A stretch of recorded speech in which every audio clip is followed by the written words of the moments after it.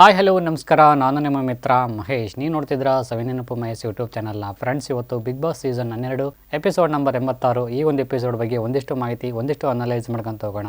ಈ ಒಂದು ಎಪಿಸೋಡಲ್ಲಿ ಯಾರನ್ನೆಲ್ಲ ನಾಮಿನೇಟ್ ಮಾಡಿದ್ರು, ಯಾರನ್ನ ಪರ್ಸನಲ್ ಗ್ರಜ್ ಇಟ್ಕೊಂಡು ನಾಮಿನೇಟ್ ಮಾಡಿದ್ರು, ಯಾರೆಲ್ಲ ಸೇವ್ ಆದ್ರು, ಮತ್ತೆ ಯಾರ್ಯಾರೆಲ್ಲ ಜಗಳ ಮಾಡ್ಕೊಂಡ್ರು ಅನ್ನೋ ವಿಚಾರ ಕುರಿತು ಈ ಒಂದು ವಿಡಿಯೋದಲ್ಲಿ ಸಂಪೂರ್ಣ ನಿಮಗೆ ತಿಳಿಸ್ಕೊಡ್ತಾ ಹೋಗ್ತೀನಿ. ಅದಕ್ಕೆ ಮುನ್ನೆ ಯಾರೆಲ್ಲ ಚಾನಲ್ನ ಸಬ್ಸ್ಕ್ರೈಬ್ ಮಾಡಿದ ವಿಡಿಯೋ ನೋಡ್ತಿದ್ರು ಅವರೆಲ್ಲರೂ ಚಾನಲ್ನ ಸಬ್ಸ್ಕ್ರೈಬ್ ಮಾಡ್ಕೊಳ್ಳಿ. ಇನ್ನೇಕ್ ತಡ, ಬನ್ನಿ ಫ್ರೆಂಡ್ಸ್, ವಿಡಿಯೋ ಸ್ಟಾರ್ಟ್ ಮಾಡೋಣ. ಎಪಿಸೋಡ್ ಸ್ಟಾರ್ಟ್ ಆಗ್ತಾ ಇದ್ದಂಗೆ ಗಿಲ್ಲಿ ಅವರು ಧ್ರುವಂತ್ ಬಗ್ಗೆ ಹೋಗುತ್ತಾ ಇದ್ದಾರೆ ಅಂತ ಹೇಳ್ಬೋದು. ಸೀಕ್ರೆಟ್ ರೂಮ್ ಅಲ್ಲಿ ಟಿವಿ ನೋಡಿ ಮನಸ್ಸು ಬದಲಾವಣೆ ಮಾಡ್ಕೊಂಡ್ಬಿಟ್ಟಿದ್ದಾನೆ ಧ್ರುವಂತ್ ಅಣ್ಣ ಅಂತೇಳಿ ತಿಳಿಸ್ತಾ ಇದ್ದಾರೆ ಗಿಲ್ಲಿ ಅವರು ಧ್ರುವಂತ್ ಅವರಿಗೆ. ರಕ್ಷಿತ್ ಅವರು ಹೇಳ್ತಾರೆ, ನನಗೆ ಮನೆಗೆ ಬರೋಕೆ ತುಂಬಾನೇ ಇಷ್ಟ ಇತ್ತು, ಆದರೆ ಧ್ರುವಂತ್ ಅವರಿಗೆ ಇಲ್ಲಿ ಬರೋಕೆ, ಮನೆಗೆ ಬರೋಕೆ ಇಷ್ಟ ಇರಲಿಲ್ಲ ಅಂತೇಳಿ ತಿಳಿಸ್ತಾರೆ ರಕ್ಷಿತ್ ಅವರು. ಸೊ ಈ ಒಂದು ವಿಚಾರ ಕುರಿತು ತಿರುಚಿ ಮುರುಚಿ ಏನೇನೋ ಪ್ರಶ್ನೆಗಳನ್ನು ಕೇಳಿ ರಕ್ಷಿತ್ ಅವರಿಗೆ ಕನ್ಫ್ಯೂಷನ್ ಮಾಡ್ತಾರೆ ಕಾವ್ಯ ಅವರು ಮತ್ತು ಸ್ಪಂದನ ಅವರು.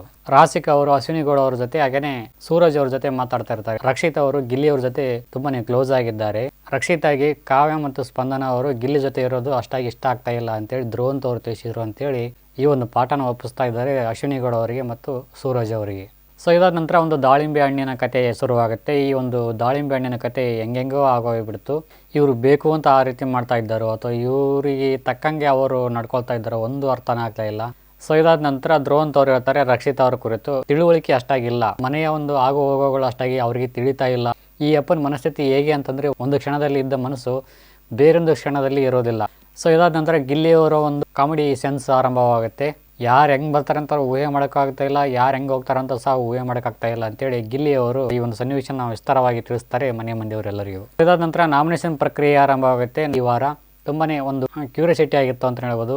ನಾಮಿನೇಷನ್ ಪ್ರಕ್ರಿಯೆ ಯಾವ ರೀತಿ ಅನ್ನೋದಾದ್ರೆ, ನಾಮಿನೇಷನ್ ಮಾಡ್ತಕ್ಕಂಥ ವ್ಯಕ್ತಿ ಕನ್ಫೆಷನ್ ರೂಮ್ ಅಲ್ಲಿ ಇರಬೇಕು. ಅವರು ಮನೆಯಲ್ಲಿ ಇರಬೇಕು ಅಥವಾ ಇರಬಾರ್ದು ಅನ್ನೋದನ್ನ ಮನೆಯ ಸ್ಪರ್ಧಿಗಳು ಡಿಸೈಡ್ ಮಾಡಬೇಕಾಗುತ್ತೆ. ಬೋರ್ಡ್ಗಳನ್ನ ಹಿಡ್ಕೊಂಡು ಕಾಸಿ ಇವ್ರು ಮನೇಲಿ ಇರಬೇಕು ಅಂತಂದ್ರೆ ನೀಲಿ ಬೋರ್ಡ್ನ ಎತ್ತಬೇಕಾಗುತ್ತೆ. ಇವರು ನಾಮಿನೇಟ್ ಆಗಬೇಕು ಅನ್ನೋದಾದ್ರೆ ಕೆಂಪು ಬೋರ್ಡ್ನ ಇಡಬೇಕಾಗುತ್ತೆ. ಯಾರಾದರೂ ಒಬ್ಬರು ಕೆಂಪು ಬೋರ್ಡ್ ಎತ್ತಿದ್ರೆ ಸಾಕು, ಅವರು ನಾಮಿನೇಟ್ ಆಗಿ ಮುಂದುವರಿತಾರೆ ಅಂತೇಳಿ ಬಿಗ್ ಬಾಸ್ನವರು ತಿಳಿಸ್ತಾರೆ.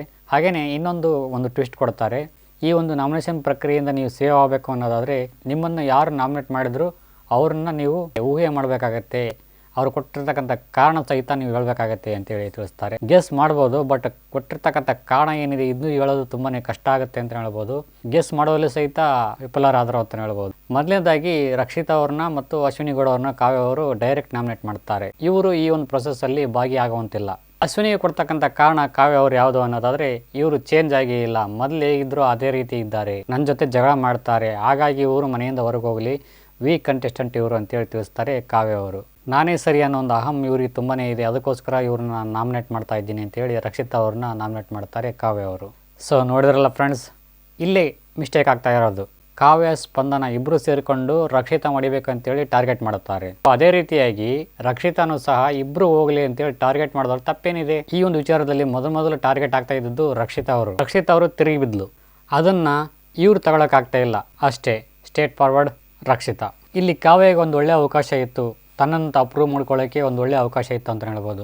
ಪರ್ಸನಲ್ ಗ್ರಜ್ ಇಟ್ಕೊಂಡು ರಕ್ಷಿತಾ ಮತ್ತು ಅಶ್ವಿನಿ ಗೌಡ ಅವ್ರನ್ನ ಈ ವಾರ ನಾಮಿನೇಟ್ ಮಾಡದೇನೆ ಸೇವ್ ಮಾಡಿಬಿಟ್ಟಿದ್ನಪ್ಪ ಅಂತಂದ್ರೆ, ಆಡಿಯನ್ಸ್ ದೃಷ್ಟಿಯಲ್ಲಿ ತುಂಬಾನೇ ಒಳ್ಳೆ ವ್ಯಕ್ತಿಯಾಗಿ ಕಾಣ್ತಾ ಇದ್ರು. ಅಶ್ವಿನಿ ಗೌಡ ಮತ್ತು ರಕ್ಷಿತನ ಹೊರತುಪಡಿಸಿ ಅನ್ಡಿಸರ್ವ್ ಆಗಿರ್ತಕ್ಕಂಥ ವ್ಯಕ್ತಿಗಳು ಈ ಮನೆಯಲ್ಲಿ ಯಾರು ಕಾಣ್ತಾ ಇಲ್ವಾ ಇವ್ರ ಕಣ್ಣಿಗೆ, ಕಾವ್ಯ ಅವರ ಕಣ್ಣಿಗೆ. ಹಂಗೆ ನೋಡೋಕೆ ಹೋದನಪ್ಪ ಅಂತಂದ್ರೆ ಸ್ಪಂದನ ಅವರಿದ್ದಾರೆ, ಧನುಷ್ ಇದ್ದಾರೆ, ಮಾಳು ಇದ್ದಾರೆ, ಸೂರಜ್ ಅವರಿದ್ದಾರೆ. ಇವರುಗಳ ಪೈಕಿ ಯಾರನ್ನಾದ್ರೂ ಇಬ್ಬರ ಹೆಸರುಗಳನ್ನು ಸೂಚನೆ ಮಾಡಿಬಿಟ್ಟಿದ್ನಪ್ಪ ಅಂತಂದ್ರೆ ಆಡಿಯನ್ಸ್ಗಳು ತುಂಬಾನೇ ನಿಮ್ಮ ಪರವಾಗಿರ್ತಾ ಇದ್ರು. ಈ ಒಂದು ನಾಮಿನೇಷನ್ ಪ್ರಕ್ರಿಯೆಯಿಂದ ಒಂದು ಪ್ರಶ್ನೆ ಉಟ್ಕೊಳ್ಳುತ್ತೆ ಆಡಿಯನ್ಸ್ಗೆ, ರಕ್ಷಿತಾ ಮತ್ತು ಅಶ್ವಿನಿ ಗೌಡ ಅವರು ಸ್ಪಂದನೆಗಿಂತ ಜಾಸ್ತಿ ವೀಕ್ ಕಂಟೆಸ್ಟೆಂಟಾ ಅಂತೇಳಿ. ಬಹುಶಃ ಕಾವ್ಯ ಅವರು ರಕ್ಷಿತಾ ಮತ್ತು ಅಶ್ವಿನಿ ಗೌಡ ಅವ್ರನ್ನ ನಾಮಿನೇಟ್ ಮಾಡದೇ ಇದ್ರು ಸಹಿತ ನಾಮಿನೇಟ್ ಆಗೇ ಆಗ್ತಾ ಇದ್ರು. ಅದು ಬೇರೆ ವಿಚಾರ ಬಿಡಿ. ನೇರವಾಗಿ ನಾಮಿನೇಟ್ ಮಾಡೋದು ಇದೆಯಲ್ಲ, ಇದು ಪರ್ಸನಲ್ ಗ್ರಜ್ ಅಂತ ನನಗನ್ಸುತ್ತೆ. ಈ ಒಂದು ಪರ್ಸನಲ್ ಗ್ರಜ್ನ ಬಿಟ್ಟು ರಕ್ಷಿತಾ ಮತ್ತು ಅಶ್ವಿನಿ ಗೌಡ ಅವ್ರನ್ನ ಬಿಟ್ಟು ಬೇರೆ ಯಾರನ್ನಾದರೂ ನಾಮಿನೇಟ್ ಮಾಡಿದ್ನಪ್ಪ ಅಂತಂದ್ರೆ, ರಕ್ಷಿತಾ ಮತ್ತು ಅಶ್ವಿನಿ ಅವರ ದೃಷ್ಟಿಯಲ್ಲಿ ಕಾವ್ಯ ಅವರ ಬಗ್ಗೆ ಒಂದೊಳ್ಳೆ ಅಭಿಪ್ರಾಯ ಬಂದಿರೋದು. ಅದೂ ಆಗಲಿಲ್ಲ. ಮತ್ತೆ ಪರ್ಸನಲ್ ಗ್ರಜ್ ತಗೊಂಡು ನಾಮಿನೇಟ್ ಮಾಡುವಲ್ಲಿ ಯಶಸ್ವಿ ಆದರು ಕಾವ್ಯ ಅವರು.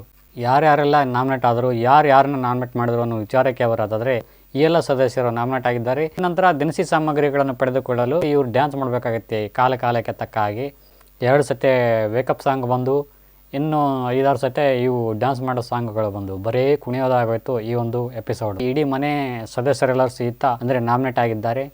ನಿಮ್ಮ ನೆಚ್ಚಿನ ಸ್ಪರ್ಧೆಗಳನ್ನು ವೋಟ್ ಮುಖಾಂತರ ಸೇವ್ ಮಾಡಿ ಅಂತ ಹೇಳ್ತಾ, ಇದಾಗಿತ್ತು ವಿಡಿಯೋ ಇಷ್ಟ ಆಗಿದ್ರೆ ಲೈಕ್ ಮಾಡಿ, ಕಾಮೆಂಟ್ ಮಾಡಿ, ಶೇರ್ ಮಾಡಿ ಅಂತ ಹೇಳ್ತಾ, thank you for watching. Thank you. Bye.